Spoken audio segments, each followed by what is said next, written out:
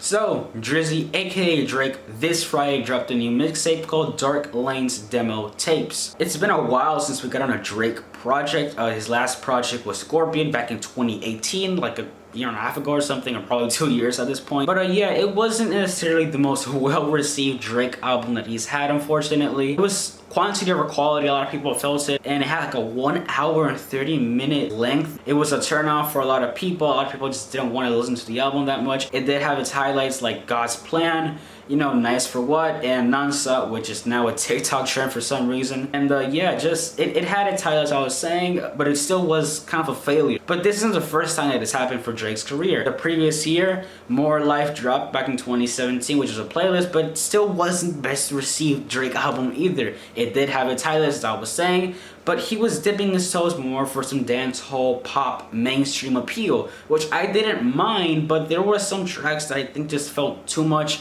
you know, just too long. I think the dancehall was kind of overtaking the album itself, and just it showed Drake more as I'm gonna be a mainstream guy than just focus in the rap career, and it felt like a huge disconnect, I guess you could say. So fast forward to this year, Drake dropped another mixtape, I was saying in the beginning. So yeah, what do I think of this one? I think this is taking Drake in the right direction. I think it's a fantastic return from Drake, from the old Drake, I guess you could say, from, if you're reading this too late sort of Drake, but the more softer side. In this mixtape slash album, whatever you want to call this project, you can see more of his softer side. In the first track, Deep Pockets, we got to hear more of him talking about his childhood, how he was struggling financially, talking more about his childhood, talking more about what was going on in his life, and also talking about the things that he had to leave for fame. It definitely isn't anything new. I still like when Drake does sort of these like deep raps, I guess you could say, and you know, coming from the childhood and all that stuff, coming from the bottom. You know, I still love those raps that Drake does. The beat was also pretty cool. I like the sample that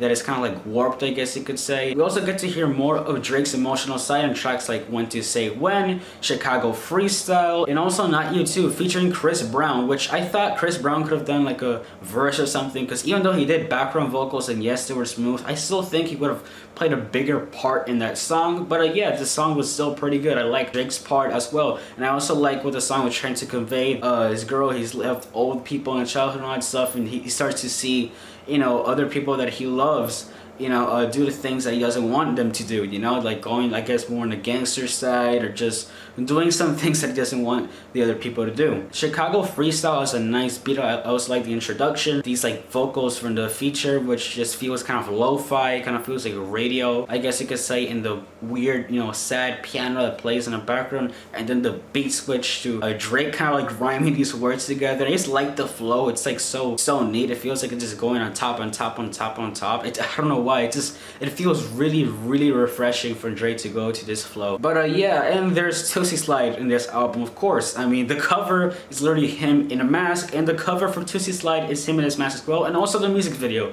So it makes a whole lot of sense, even though that sure, the beat and just like the atmosphere of the song, like it's a dance song, even though it does feel kind of weird that it's placed in this mixtape that's more like dark, I guess you could say, or more emotional.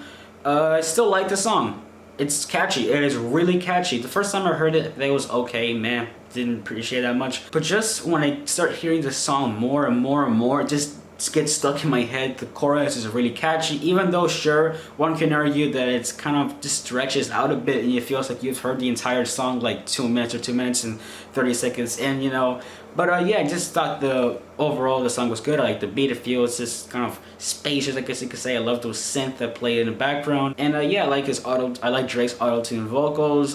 It's typical Drake stuff that he says in here. Nothing extremely, you know, different or whatever, just with a little more dance instruction. And yeah, the next track, Desires, with Future, I thought Future could have had a bigger role in here, because like the entire song feels like just Drake is rapping, and Future like a miniature part, probably like in the beginning, just halfway through the song. I felt like Future as a feature could have been a bit better. He could have maintained longer the song. I definitely like the beat. It's kind of bouncy, it's kind of chill, it's just feel atmospheric, like life is good. And yeah, subject matter, Drake talks about more about, you know, his girl's desires, how he didn't obey his girl's desires, and he just completely ignored it. And yeah, how this track ends is with like this sample, I guess you could say, of, I'm assuming, the guy that was featured in one of the images, because Drake did say he's also a tribute for an OVO member that was unfortunately killed.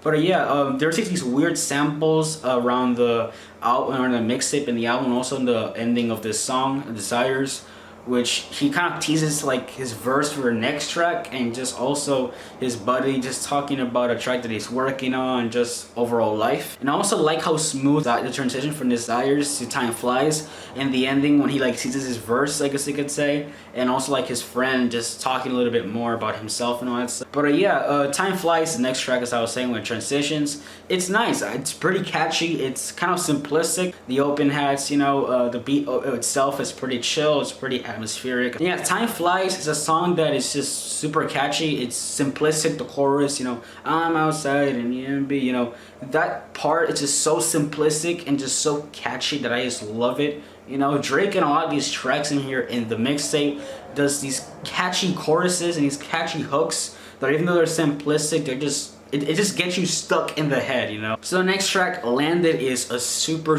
hard beat. I like the energy that Drake comes in here, you know, it is just super hype. It just, I love his energy here. So I was saying, his bars and all that stuff just plays out really well. It's unfortunate the song is 2 minutes and 29 seconds. It could have been like maybe 3 minutes or something, and it would have been even better. But yeah, I just love the track a lot. And then transitions to D4, I believe is the name of the track, which is kind of weird because it's a Future song, and Drake and Young Thug is featured on it. It reminds me of Birds in the track Sing McKnight, which Pick Up the Phone was featured there, and it's originally a Young Thug track, I believe, and Travis Scott was featured there, but he just still left it there.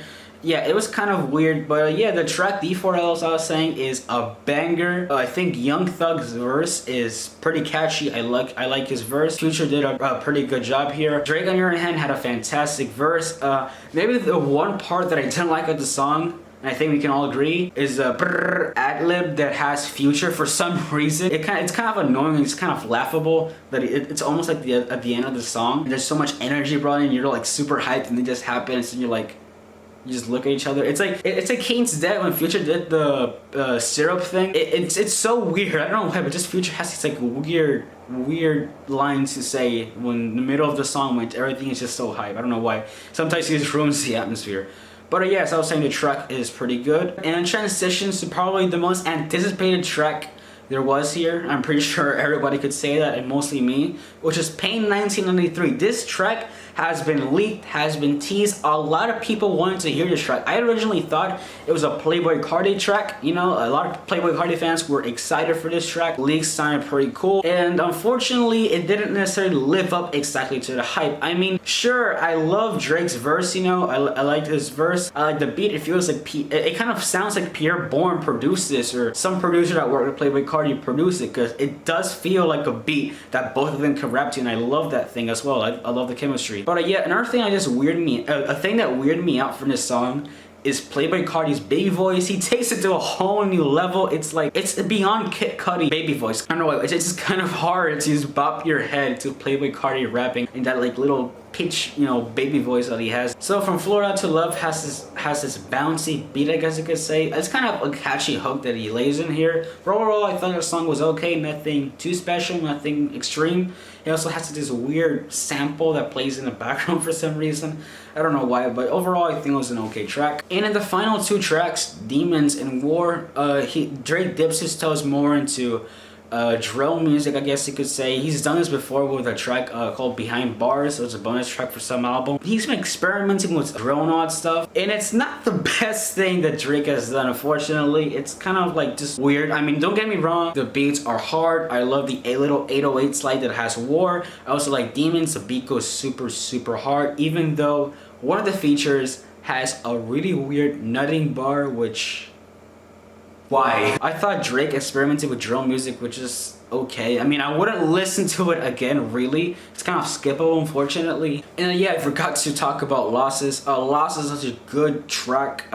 It starts off at the beginning of like this little drum that's playing, and his friend is talking, and Losses, I think, is just talking more about, I guess, his friend and all the things that he's lost, you know, in the past, unfortunately. The beat is super spacious, super chill, it's just toned down a bit. I like how he's laying his bars, it's kind of emotional how he's the raps in this one. But yeah, overall, as I was saying, in this album, it's pretty decent. He goes more, I guess, slow, more chill than just his recent albums, I guess you could say. It definitely reminds me of If Your Readings Is Too Late. Experiments with R&B, as I was saying, with Not You Too, with Chris Brown. More chill, it's more relaxed, it's more mellow. And yeah, a lot of tracks in here, I guess, are kind of typical Drake stuff, but just super catchy hooks, choruses, subject matter, as I was saying, the same thing. But yeah, overall, I love this album a lot. It reminded me a lot from If Your Readings Is Too Late. It kind of grabs some elements there. I like how Drake didn't spend his time with dancehall tracks, because oh my god, this amount of time that he spent with dancehall tracks and More Life and Views